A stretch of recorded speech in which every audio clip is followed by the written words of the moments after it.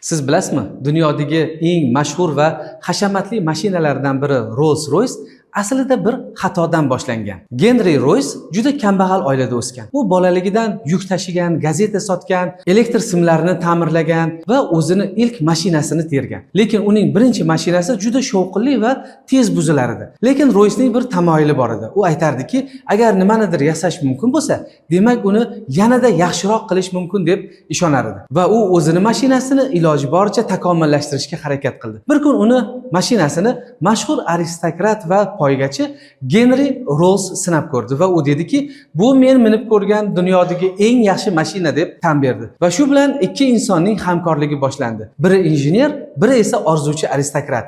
Biri qanday qilib yasashni biladi, biri esa mahsulotni dunyoga qanday tanitishni. Yillar o'tib Rolls-Royce qirollik saroyining mashinasiga aylandi. Uning kapotidagi haykalcha esa mashina kabi mashhur bo'lib ketdi. Rolls-Royce bu tezlik haqida emas, bu sokinlik ichida o'zingizni kimligingizni anglash haqida. Shunday biznesga oid foydali videolarni o'tkazib yubormaslik uchun sahifamizga obuna bo'lib qo'ying.